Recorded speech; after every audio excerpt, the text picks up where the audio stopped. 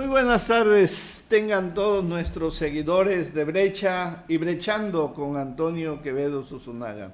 La verdad que me da mucho gusto poder establecer comunicación con muchos de los seguidores aquí en Sinaloa, con gente que nos están dando seguimiento en el Estado de México, en Puebla, en Veracruz, en Oaxaca, en Mérida, buenos amigos. En Alvarado, Veracruz, le mando un saludo a grandes amigos, al almirante Elías Caballero de Veracruz, al doctor Jaime Alejandro Calvo Cruz de Mérida, y al ingeniero, distinguido ingeniero de Veracruz, Mauricio Aldama Anel.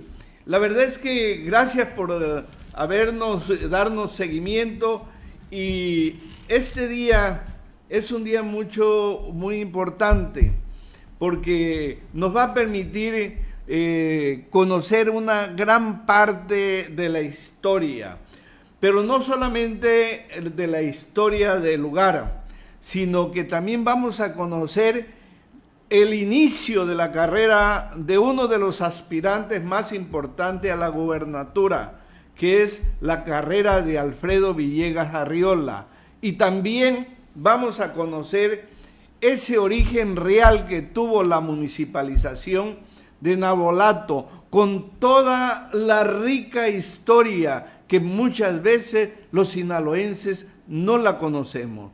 Y la verdad es que, Alfredo Villegas, qué bueno que aceptaste esta invitación. Bienvenido. Siempre muy reconocido, Antonio, con un gran gusto y una gran satisfacción de compartir contigo en este importante programa, pues, reflexiones, comentarios puntuales que hablan de nuestra región, de nuestro estado, de nuestro municipio de Navolato en este caso, y hacerlo, pues, es una gran satisfacción. Ir viendo la historia. Alfredo, Navolato es un municipio con una gran historia que a esas alturas pues la podemos valorar. Y bueno, me gustaría que empezáramos, Alfredo, primero, precisamente cómo es que se empieza a gestionar, qué hicieron para gestionar la municipalización de Navolato. Pues bien, Antonio, fíjate que en las etapas de los años 79 a 1980, en Navolato había un movimiento aspiracional de fortalecer esa sindicatura, pues que traía mucha historia en la última década del año 1890, que es cuando nace el ingenio en 1893. Estuvo don Jesús Almada, quien fue promotor junto con Jorge del ingenio de Navolato. Ellos le dieron una preponderancia a toda la región. Metieron a la etapa productiva muchas hectáreas y le dieron con el ferrocarril que tuvo Culiacán al Tata en los años de 1890-93. Una ubicación a importantes familias que servían en un molino de azúcar para hacer piloncillo, que fue el origen del ingenio La Primavera. Y después, ya por el año de 1890, hacen gestiones en Puerto Rico, compran un ingenio que funcionaba en aquellos años allá en ese país, y se lo traen, lo instalan y lo inaugura Cañedo, por allá en ese año 1893. ¿Don Gustavo de Cañedo o quién? Francisco de Cañedo. Por 30 años, aquí en Sinaloa. Ajá. Y los Almada pues se convierten verdaderamente en los impulsores del desarrollo regional. De ahí don Jesús destella sus primeras intenciones de incorporan como alcaldía, era más importante Altata que Navolato. Altata se ubica en la historia pues como un centro de puerto de altura, de intercambio comercial muy importante. Sí, se llamaba el Guayabal El Guayabal se llamó, y así lo llamaron quienes fueron parte de la conquista de México. Nuño de Beltrán de Guzmán así lo bautizó. Hernán Cortés llega a Chametla y de Chametla se viene al Tata, y para un intercambio de alimentos, porque él iba hacia La Paz, hacia la península. Narra la historia que aquí se establece pues en Culiacán ya la primera villa, y se dan los primeros pasos en la época de la colonia. Y en los años de 1800, al Tata en el año 1844, queda establecido como puerto de altura. Así es. Y cuando los franceses toman Mazatlán, en 1864, se traslada el intercambio comercial más intenso al Tata, y Antonio Rosales, que era el gobernador encargado de la plaza aquí, le da la categoría de puerto de altura. Y así, al Tata transita hasta ese ferrocarril tan famoso, el tacuarinero, que se instalara por los Almada. Ah, sí. Y que tuvieron, y las autoridades del Estado, era un ferrocarril de 62 kilómetros que transitaba Tacuarinero, comúnmente conocido, y iba de aquí al Tata.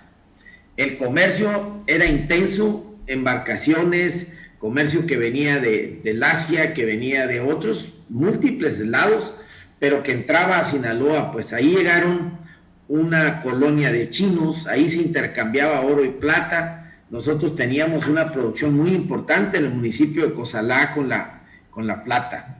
Pero bueno, de ahí Jesús Almada, cuando ellos instalan el ingenio La Primavera, ya Nabolato promueve pues que mucha gente que venía con empleos temporales se quedara a vivir.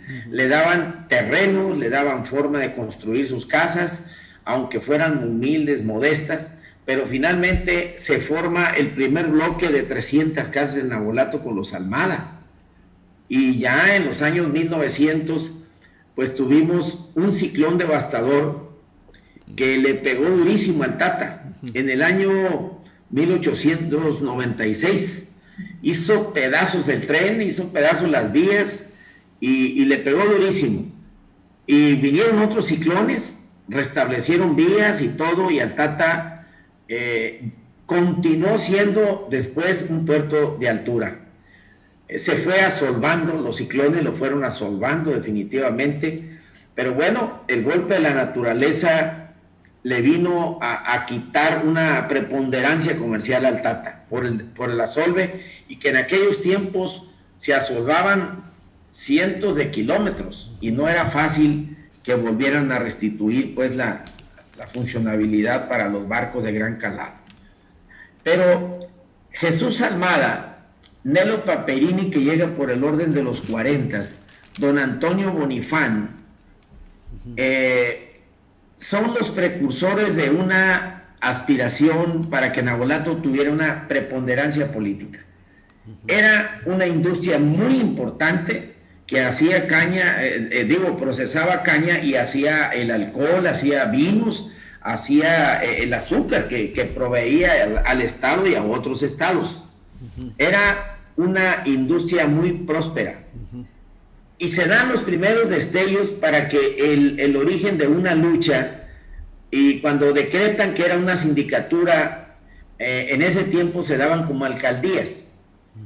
Y Nabolato así llega pues a los años de 1970, donde ya los precursores ya eran personas adultas, don Antonio Bonifán, Nelo Paperini, ya había muerto Jesús Almada, se incorpora Toño Yamaguchi, el papá de nuestro amigo, que fue el primer presidente municipal, y es cuando entramos nuevas generaciones. Menciono a Eduardo Burgueño, Esteban Guzmán, Juan Pablo Montaño, Wilfredo Leiva, Luis Francisco Ramos Mendoza, un servidor de ustedes, Antonio Yamaguchi hijo, y formamos una comisión que nos damos a la tarea de buscar el apoyo en el centro del país, porque en el sexenio de 1975-81, Alfonso G. Calderón no quería que Nabolato se convirtiera en municipio. Yo personalmente tuve 2 diálogos directos junto con una comisión donde venía Ulfrano Leiva, estos personajes que he mencionado fundamentalmente, y no daba oportunidad de que le presentáramos planes, proyectos, aspiraciones, y era necesario esperar la coyuntura de la transición sexenal del gobierno de Sinaloa, que en este caso fue de Calderón a Toledo Corro. Toledo Corro, sí. Hace sus gestiones profesionales en México, en la Secretaría de la Reforma Agraria, y con el sexenio de López Portillo logra ser candidato a la gobernatura. En ese momento nosotros éramos parte de las Brigadas del Camino, muy cercanos a una acción que Gustavo Carvajal, como un hombre de los hombres más cercanos al presidente de la República, José López Portillo, fue promotor de la idea que le dimos. Nos entrevistamos en varios momentos. Yo para ese año ya ocupaba la Secretaría General del Comité Directivo del PRI en la capital del país, y cuando yo le planteo con la Comisión de Nabolatenses a Gustavo Carvajal, él eleva esa petición al presidente de la República, y en la coyuntura de la candidatura de Antonio Toledo Corro, el presidente de la República le hace el comentario y el deseo de que se convirtiera en municipio número 18 Nabolato. Ahí está la fuerza de Gustavo Carvajal como presidente nacional del PRI, ahí está la fuerza de un presidente de la República y la coyuntura de quien ejecutó estas indicaciones, que fue Antonio Toledo Corro. La primera audiencia que da en su visita a Sinaloa ya como precandidato, Antonio Toledo Corro, se da ahí en el Hotel Ejecutivo, en el 5º piso, y 50 nabolatenses le hacemos una ratificación que aspiraba a Nabolato, comunidad, a que fuera municipio. Él ya habíamos dialogado en la Ciudad de México, enfrente de Gustavo Carvajal, y nos dicen: cuando yo sea gobernador, impúlsenme y háganme llegar al gobernador, y yo voy a cumplir esta indicación de José López Portillo, presidente de la República, y con un ánimo también personal. Entonces nos vamos a lo que fue, entregamos una iniciativa ante 30,000 nabolatenses un domingo en la tarde, después de 2 meses de estar al frente del gobierno Toledo Corro, que fue el 81, y en 1981, y para agosto de 1982, ya la iniciativa, el proyecto que soportaba la aspiración de municipio, que nace con 2,280 hectáreas, que enmarcamos en lo que era la superficie de Culiacán, y 80 kilómetros de litoral.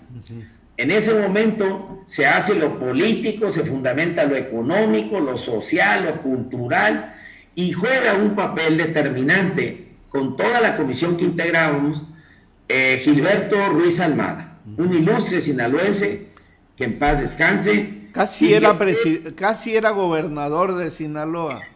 En 1975, a punto de ser el gobernador de Sinaloa, pues en este caso con el apoyo de Luis Echeverría, que era el presidente de la República, pero ahí don Fidel Velázquez hizo valer en aquellos años su presencia de la CTM y logró detener la aspiración que también era del presidente. Él quería mucho a don Gilberto Ruiz Almada y lo tenía de subsecretario de Hacienda.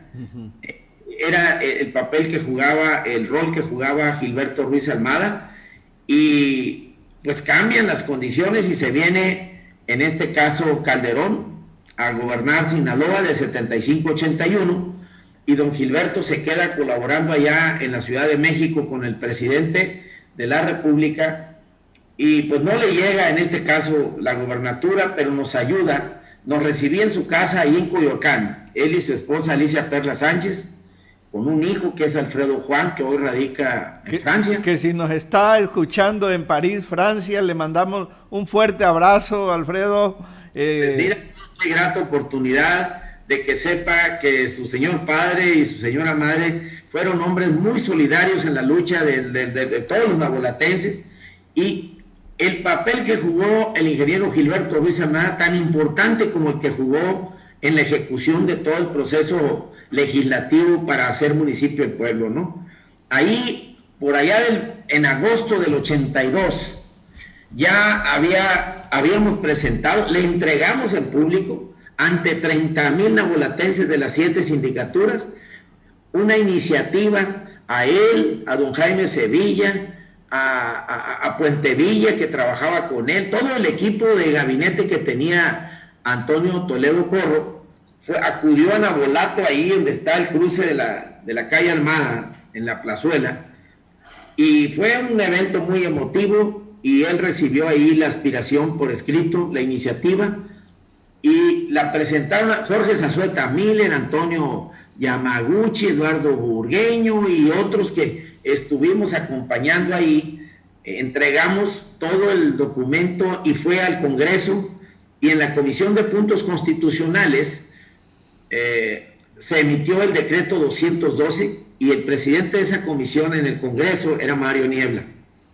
Le dio lectura en un evento en Nabolato, significativo, histórico, y así nace Nabolato como municipio libre, el número 18, y en la elección de noviembre de 1983, noviembre, se da la elección ya con la demarcación que Nabolato correspondía, y se inicia el 1 de enero de 1984 el primer ayuntamiento de Nabolato, presidido por Antonio Yamaguchi, hijo.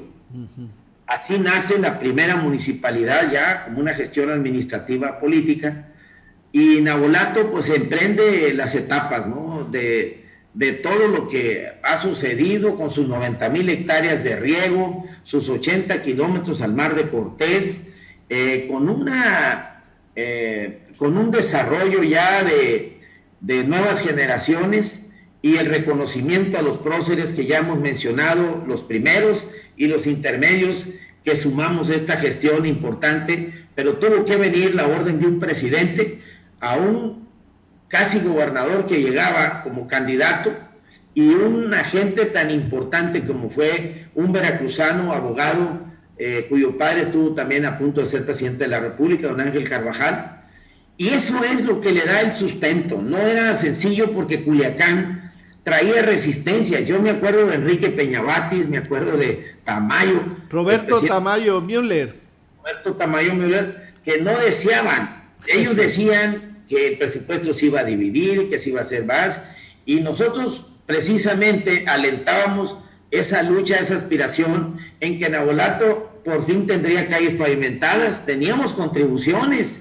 Yo me acuerdo que llegaba Mario Ramos y llegaban otros a pedir las contribuciones, los impuestos, el predial, todo lo que correspondía, pero no tenía calles pavimentadas, y la avenida principal, Almada, que iba desde el Panteón hasta Limoncito, pues era un terregal. Todo el mundo se quejaba, pero Nabolato, pues la verdad, estaba olvidado, y en cuanto llega la primera municipalidad ya con Antonio, se pavimentan estas calles, se da otra vida al municipio, nacen otras esperanzas, y bueno, hoy es un importante bastión, el 18º municipio de Sinaloa, con un desarrollo muy importante agrícola, pesquero. Somos primer lugar en camarón azul, en la siembra también de maíz, en la siembra de hortalizas, y el ingenio que constituyó la principal fuente de trabajo con más de 1,000 empleados, pues se vino abajo porque la gente se empezó a inclinar por el maíz y dejar la caña. Las condiciones en que la caña se sembraba no fueron tan rentables, no le dieron la sustentabilidad económica como se debía dar, y fue la gente perdiendo interés en sembrar. Y esas 10,000 hectáreas que sustentaban pues al ingenio para producir con caña, y el agua, pues la caña consume más agua que el maíz, y se dieron pues circunstancias económicas que redundaron en un abandono de la siembra de caña y emigraron al maíz. Y hoy están en el maíz, y el ingenio pues se cerró. Lamentablemente, cuando Hacienda lo entregó vía el senador Salvador Esquer, hubo un problema administrativo y hubo una segunda ya en el gobierno en 1993 de Renato Vega, un servidor siendo diputado federal, primera vez, acudimos ante el secretario de Hacienda del presidente de la República para que el ingenio fuera entregado a un sinaloense con idiosincrasia de los productores de nabolatos sociales privados, y rescatamos el ingenio para 1993 y se le entregó al arquitecto de La Vega. A ti te tocó hacer una gestión sobre eso, ¿no? Definitivo, una cuestión porque querían el ingenio entregárselo al dueño de la Pexicola, a Molina. Y allá México tenía mucha animadversión de que fuera entregado a un sinaloense por la experiencia que tuvo la primera entrega, la primera adjudicación. Logramos, con el apoyo del presidente en ese momento, el gobernador Renato Vega, y todos los productores, porque quedó Nabolato ante una crisis muy complicada económica y social, y tuvimos que acelerar ese trámite. Afortunadamente se logró, y el arquitecto de La Vega tomó el ingenio, se restablecieron ahí las actividades productivas de las 8,000, 10,000 hectáreas, regularizamos todos los predios de las familias fundadoras del ingenio en las generaciones que se corresponden. Ahí estuvo ya la seguridad del patrimonio de más de 1,000 familias.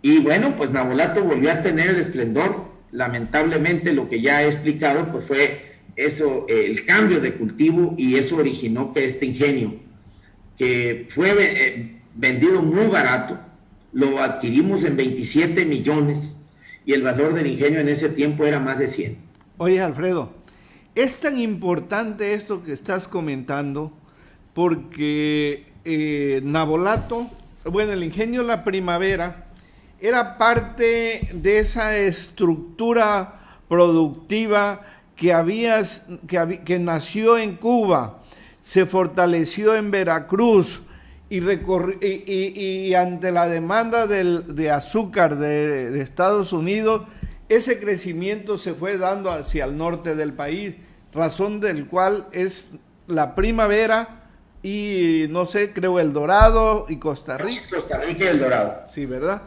Entonces, era parte de una gran industria azucarera del país que exportaba en ese entonces azúcar a Estados Unidos ya.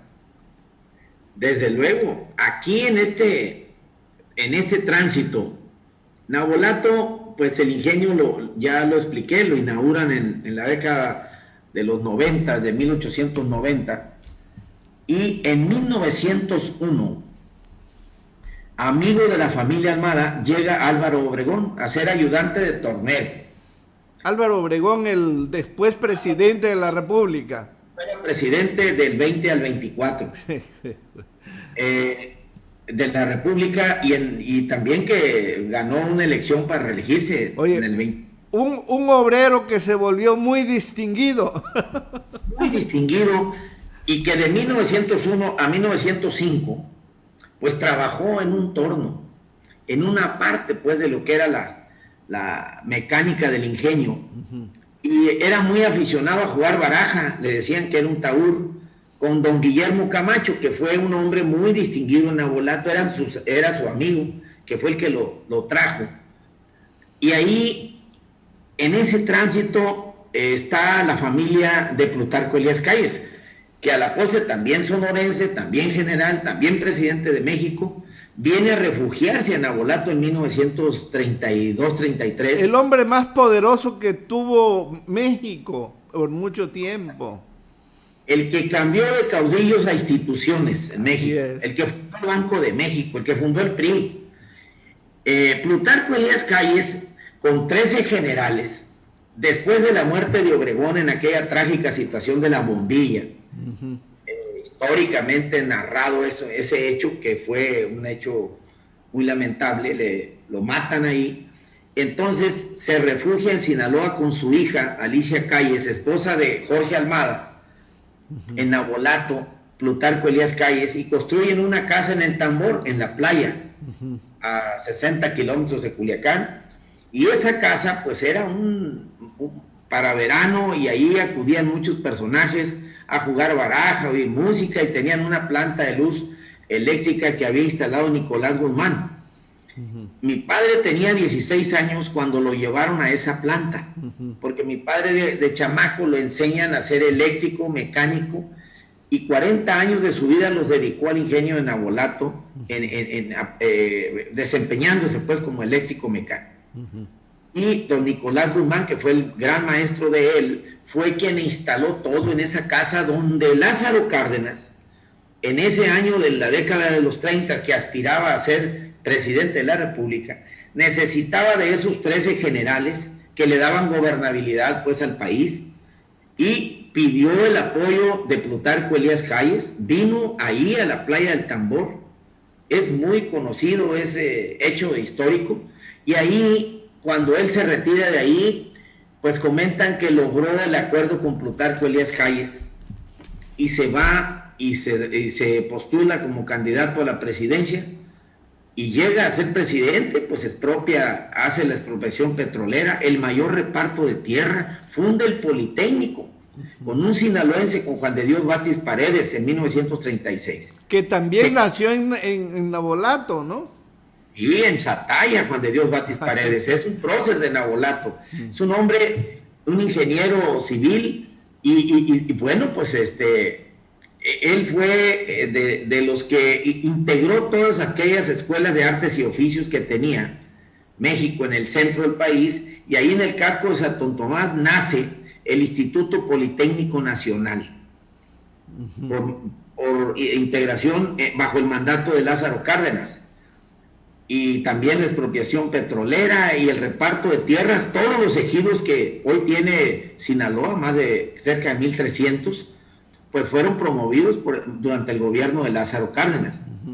Que vinieron inclusive muchas familias de Michoacán, de otros estados, a colonizar Sinaloa en las tierras que eran expropiadas a los hacendados. En este caso a los Redos, aquí en Dorado, pues fueron miles de hectáreas las que fueron repartidas, ¿no?, a las comunidades. Así nacieron los 1,300 ejidos que hoy tiene Sinaloa. Oye, Alfredo, la historia de Navolato es extraordinaria, es hermosa, porque ahora resulta que ese personaje, Lázaro Cárdenas, que vino aquí a negociar su candidatura para la presidencia de la República, es el presidente que es ejemplo ahorita inspirador de Andrés Manuel López Obrador. Pues en esa historia está Navolato, en la gestación de esa etapa de gobierno que encabezó Lázaro Cárdenas, está Navolato. Y los dos generales sonorenses, como he comentado, Álvaro Obregón y Plutarco Elías Calles. Hay otros generales de Navolato, como Ángel Flores, que también aspiraron a la presidencia de la República, nacido aquí en San Pedro, ahí en lo de Sauceda. Pero Navolato en su historia registra hechos muy relevantes que las nuevas generaciones deben de conocer, y queremos en un compendio narrarlo cronológicamente, porque fueron hechos históricos, partes. Imagínate la defensa de México ante los franceses, la llegada de Hernán Cortés cuando se llamaba Puerto El Guayabal. El Guayabal, sí. De Álvaro Obregón, de Plutarco Elías Calles, de Lázaro Cárdenas, y así nos venimos, y crea Navolato su 18avo, Sinaloa su 18avo municipio como Navolato, y bueno, pues encierra la lucha, la aspiración de todos los que fueron conformando las comunidades de las 7 sindicaturas. Creo que deja pues un raigambre de hechos muy importantes. La profesora Garrido Achois, muchas maestras destacadas en aquella presencia que tenía Navolato en el ámbito estatal, la primera escuela primaria construida por don Jaime Sevilla en el 1948. Jaime Sevilla Pollastro. Él construyó la escuela primaria donde yo tuve la satisfacción y el honor de estudiar ahí. Y ahí está la escuela emblemática en el puro centro, en la plazuela, de ahí está esa escuela que dio paso pues a muchas generaciones, y entre los primeros alumnos, el Charras de Altata, que cuando festejamos año con año ahí los aniversarios, él lamentablemente ya no está, pero era uno de los que emblematizaba siempre la presencia y los comentarios que se hacían pues de la escuela. Oye, Alfredo, bueno, es riquísimo, hay muchísimas cosas que podemos hablar de Navolato, pero platícanos un poco tu papel que tuviste en la proyección de lo que ahora es la carretera Culiacán-Navolato y la otra obra importante, reciente, el malecón de Altata, que son aspectos fundamentales para el desarrollo de la región. Altata en 1975, durante el gobierno de la República de Luis Echeverría, es decretado puerto de cabotaje de nuevo, en ese año. Y también cuando Renato Vega es postulado para gobernador, en 1992, el primer compromiso que hace Navolato, pues era el rescatar el ingenio y la carreterita, la nueva carretera, porque la primera fue la que venía por la curva, Navolato, la curva, San Pedro, Culiacán.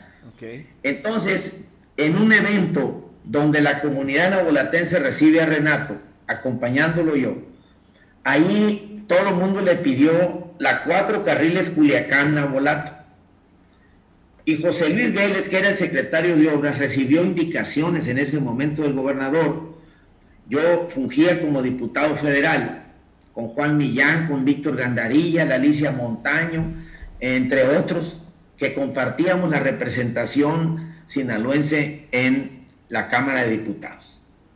Y nace el primer proyecto, vamos a la SCT, se hace un recurso tripartita, gobierno del estado, gobierno federal, y aportaciones ahí de terrenos, porque tuvimos que hacer todo el derecho de paso, pues el de vía, de todo lo que se hace legalmente, formalmente, y nace el primer día de gobierno de Renato Vega, en el 1 de enero de 1893, se hace un evento en el cruce, ahí donde está el tanquezote ese de Mieles, del ingenio, okay. Y ahí acude él a las 11 de la mañana, todos desvelados, pues habíamos pasado la noche del Año Nuevo, y ahí se da el banderazo de la carretera Culiacán-Navolato, 4 carriles, que costó por el orden de unos 30 millones. Y la SCT en ese tiempo, el gobierno federal del presidente de la República y etcétera, de muchos lados se jaló el dinero y Renato en 5 meses estaba inaugurando el tramo de 4 carriles hasta Navolato. Ya en el sexenio de Jesús Aguilar Padilla, nuestro amigo, se presenta el proyecto para construir 4 carriles, otros 20 y tantos kilómetros de Navolato hasta Altata. Una aspiración, también una carretera muy angosta, generaba muchos accidentes, y en los días de la Semana Santa era un caos. Se hacían congestiones ahí de 2-3 horas, muchos accidentes, insisto, y así es como se da en el año 2005, con Pedro Cerizola como secretario de Comunicaciones y Transportes en el sexenio del 2000 al 2006, logramos, yo fungía como presidente de la Comisión de Infraestructura de la Cámara, y logramos ponerle 350 millones al gobierno del estado a través de la COCOSIN, y ahí Abraham Velázquez, que era el secretario, le toca la organización.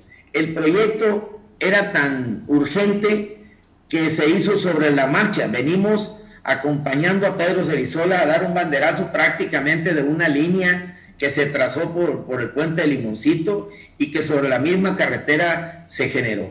Entonces se le dio chamba a muchos constructores, a muchos transportistas, pero se invirtieron en 4 meses los 350 millones y es la carretera que hoy tenemos. A mí me entregó el cheque Cerizola con la autorización de Hacienda y yo se lo traje al gobernador Jesús Aguilar Padilla, y empezaron los trabajos inmediatamente, y bueno, pues se hizo con la verdad, técnicamente muy bien.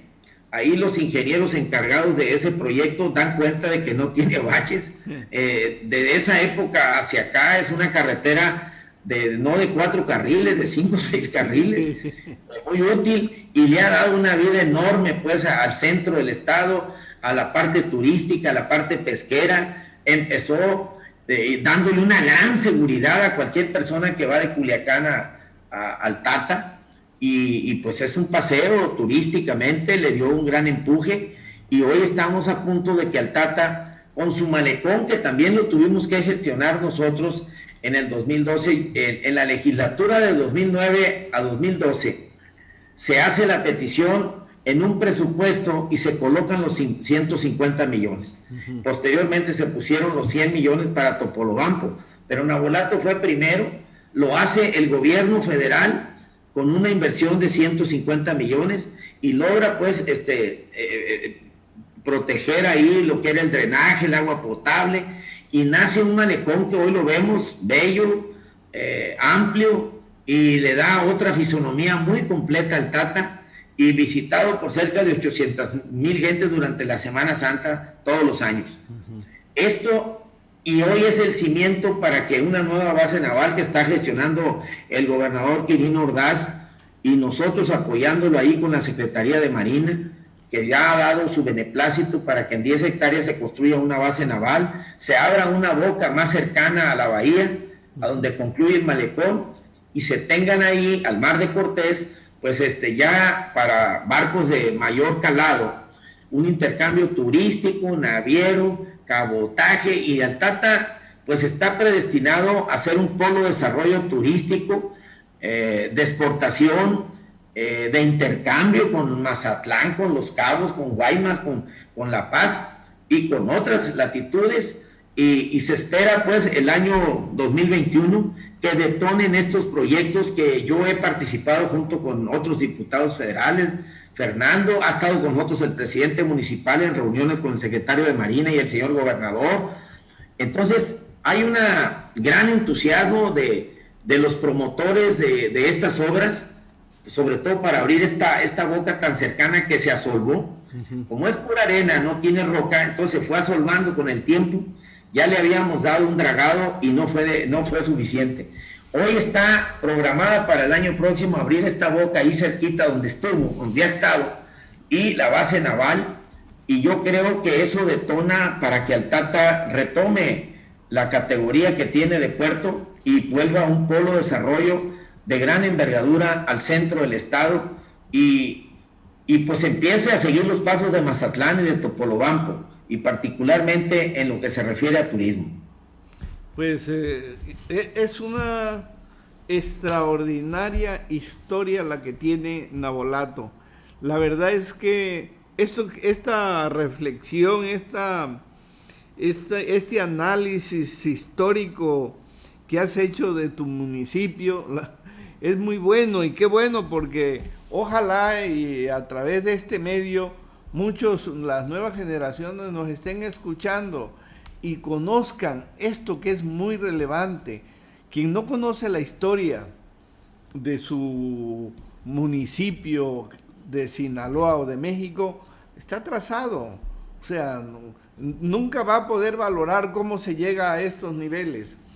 Y la verdad es que, fíjate, si partimos y nos regresamos un poquito, aquel trabajo, aquel arribo que tuvo Nuño Beltrán de Guzmán, y que de alguna manera fue la primera penetración de los españoles al valle de Culiacán, donde ya empezó a tener esa importancia el puerto del Guayabal, o sea, y luego pues como lo dices, puerto de cabotaje, puerto de altura en 1844, y bueno, ¿puede volver a ser otra vez puerto de altura, Alfredo? Desde luego que sí, están dadas las condiciones. Lo único que tenemos asolvado es la orilla, donde está la cabecera, que es Altata. Es la parte que está asolvada. Hoy con la tecnología que hay, los equipos que hay, indudablemente que va a volver ese esplendor. Abrir esos canales a la navegación con dragas le da sustento a lo que Altata fue. Yo rescaté un ancla del galeón de un barco francés durante el sexenio de Aguilar, Alguien nos dijo que con un detector de metales habían visto que había un ancla y la rescatamos y ahí está en el malecón esa ancla. A mí me tocó formar parte de la comisión de rescate y con unos pescadores y unos buzos y una buena estrategia sacamos el ancla. Okay. Ahí está el vestigio de un barco que se llamó el Galeón. Bueno, Alfredo, pues la verdad que a mí me da mucho gusto porque de alguna forma creo que el arranque de todas esas actividades que describe ha sido parte también de tu carrera política.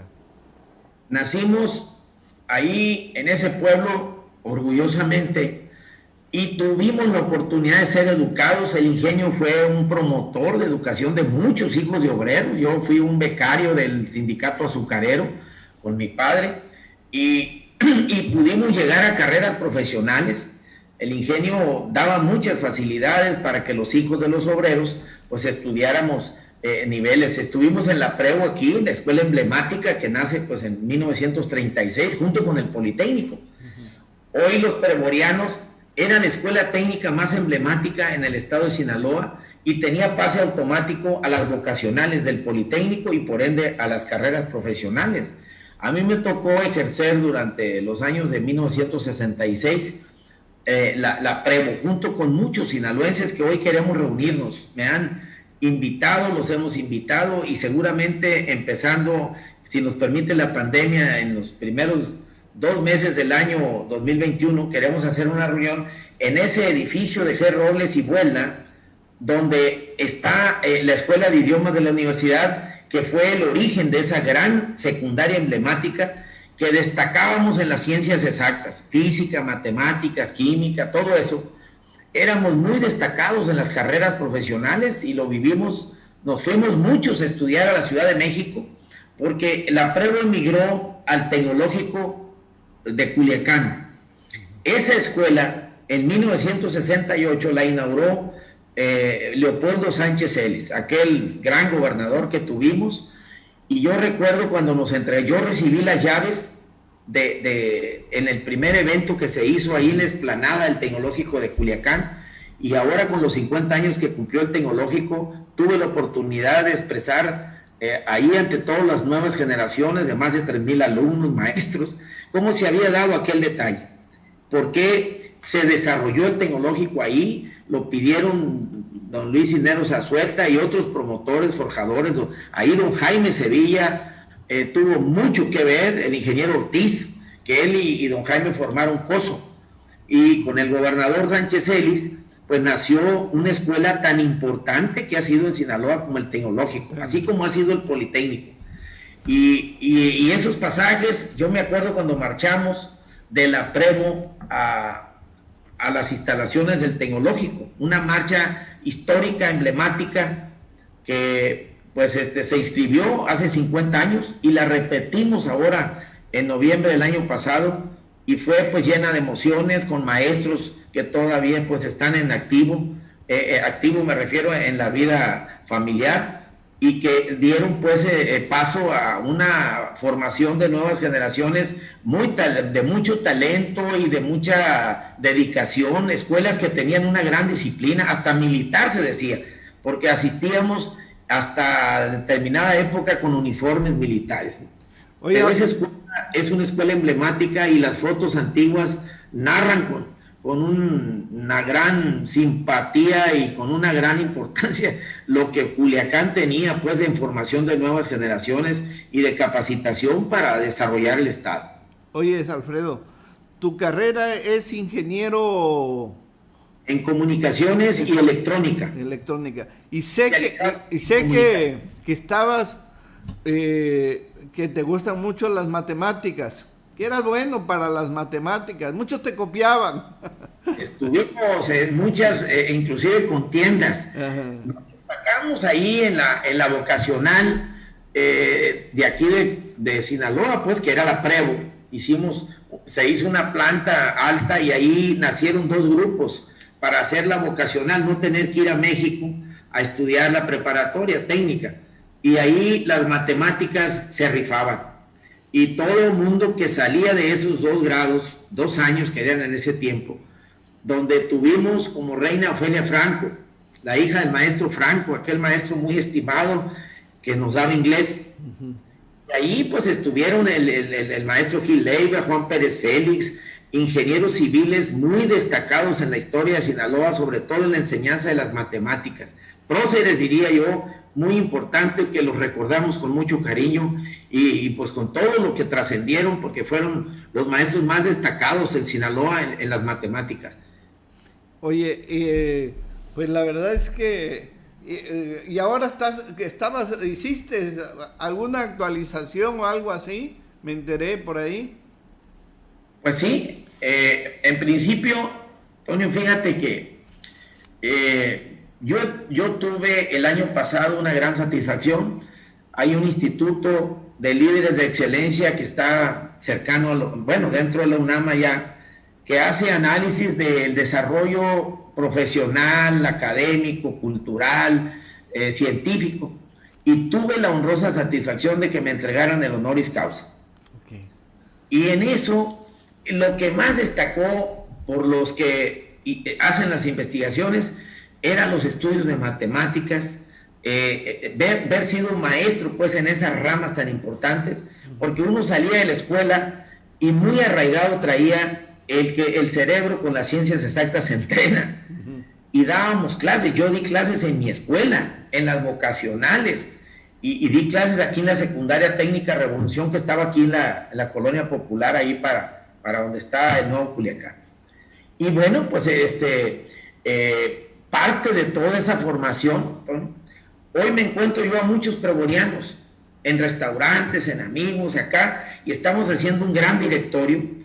Y yo creo que nos vamos a reunir. Ayer vi a Víctor Angulo, a César Angulo, a Aarón Iriza, a Víctor Gandarilla, todos ellos somos, a Alberto Castro, somos preborianos. En fin, y nos queremos reunir Jacobo Sevilla, Fausto Beltrán, Lucano Zazueta, Juan de Dios Aguirre, Luis Cisneros, todos quienes formamos esa comunidad ahora en estos años. Pues queremos hacer un encuentro o un reencuentro, inclusive con aquel conjunto que siempre tocaba las fiestas estudiantiles, que eran los Abson Boys. Perdón, no eran los Abson Boys, eran los Western Boys. Y los tenía el Joti Burgueño, aquí en Culiacán. Era algo parecido a ese conjunto sonorense, pero los Western eran de Culiacán, de raigambre, grandes músicos, y ellos eran los únicos que amenizaban pues las fiestas estudiantiles en el mes de mayo, aquí en La Prevo. Y queremos llevar al Cote Burgueño, que es uno de los que está muy animado ya con revivir esos pasajes tan bonitos y tan emblemáticos de la formación de la secundaria y la prepa. Alfredo, te mandan saludos, Jorge Sandoval, un amigo tuyo que es fotógrafo, te mandan saludos también allá del centro del país. Y bueno, la lista es grande, Alfredo. Saludos, Antonio, qué grata satisfacción de poder saber dónde andan esos amigos y expresarles que por tu amable conducto de este importante programa, pues nos permite expresar estas reflexiones y estos datos históricos relevantes para nuestro estado. Alfredo, la verdad que me da mucho gusto que hayas aceptado hacer este análisis histórico de tu pueblo, de tu terruño, que tiene una hermosísima historia de mucha trascendencia, que hasta la fecha todavía vemos esa trascendencia a estos días, ¿no?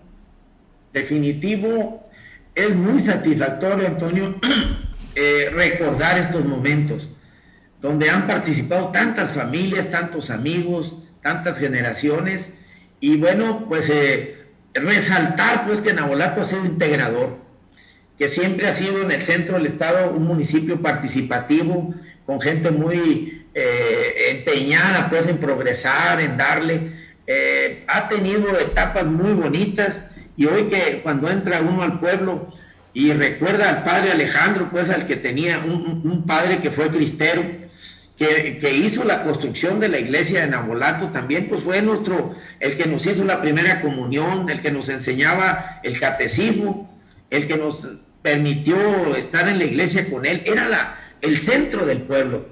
Y por esos motivos y esas enseñanzas que tuvimos y que son parte importante de la historia, las nuevas generaciones deben de estar muy orgullosos y estar muy enterados de estos pasajes verdaderos que tiene la historia de Nabolato. Pues Alfredo, pues la verdad que me da mucho gusto, te deseo suerte, conoces muy bien, no solamente la historia de Nabolato, la historia de todo el estado, y te deseo suerte, Alfredo. Pues Antonio, muchas gracias. Nosotros hemos manifestado nuestra aspiración a la gobernatura por nuestro partido, el Revolucionario Institucional. Y yo he insistido que ante todo la unidad, con lealtad, con compromiso, mantener la vocación de seguir sirviendo en una carrera modesta, pero muy ilustrativa, muy rica en enseñanzas. Nosotros estamos aquí preparados para las determinaciones que haga nuestro partido con su órgano representativo colegiado, que es el Consejo Político. En breve habrá una convocatoria, pero ahí con Mario Zamora, Jesús Valdés, las mujeres, Roselena, Glorimelda, Erika, y nosotros pues estamos formando ese equipo de donde por unidad debe salir uno a la candidatura al gobierno. Yo estoy listo, estoy preparado para hacer unidad, para hacer fuerza, para que el proyecto de Sinaloa de progreso para las próximas generaciones se siga dando. Y estoy seguro que lo vamos a lograr. A quien le toque la responsabilidad de ser candidato, hacerlo llegar, hacerlo ganar, pero con un proyecto y con un gran equipo a gobernar, con la transparencia, con el orden, con todos los cuidados, para que peso que aquí de Sinaloa se aplique en su desarrollo y en formar generaciones y mayor bienestar. Merece Sinaloa pues un proyecto, lo está haciendo muy bien Quirino, es un gobernador aplicado con gestiones importantes, pero Sinaloa va a transitar, es otra etapa la que viene en la elección del 6 de junio del 2021, y ahí pues estamos decididos a participar, como candidatos al gobierno o como un militante más para aportar desde la legislación o desde los ámbitos administrativos la experiencia constructiva junto a la de muchos sinaloenses para que Sinaloa tenga etapa de progreso, supere la pandemia, que nos da gusto que ya la vacuna fue aprobada, otra en Estados Unidos, y estamos muy cerca de que se empiece a vacunar antes del 1 de enero, al menos con la de Pfizer y la de la Moderna, que podría tener los ensayos terminados ya la autorizaron, y alentar, Antonio, algo que comentábamos en una entrevista anterior, que es una gran esperanza esa vacuna, y estamos luchando desde la Cámara de Diputados de darle seguimiento para que estas y otras, hay otra que es la CanSino de China y otra que viene por allá de China, otra AstraZeneca, otra Johnson, pero pueden ser varias vacunas, lo importante es que lleguen y lleguen ya. La pandemia sigue causando problemas serios de salud y nosotros queremos que como Cámara de Diputados empuje al gobierno, el gobierno del Estado empuje, se capaciten aquí cuadros de medicina, como ya explicábamos, para que se aplique a corto plazo. Una parte en Estados Unidos se va a comercializar y otra va a ser la gratuidad que los gobiernos otorgan. Entonces, en esas dos fases estarán las farmacias, estarán empresas comerciales apoyando para que con un costo de producción la gente que pueda adquirirlas las adquiere y se las ponga. Y las que el gobierno tiene que asumir, como ya ha comprado la CanSino, la parte de Pfizer y la parte de Moderna, las aplique gratuitamente, empezando por los sectores que ya son partes de un plan. Pues Alfredo, muchísimas gracias por toda esta explicación, por este extraordinario análisis que haces tú de la historia, de lo actual y de lo futuro. Muchas gracias, Alfredo. Gracias, Antonio. Como siempre, con mucho respeto y cariño, muchas gracias. Gracias, hasta pronto.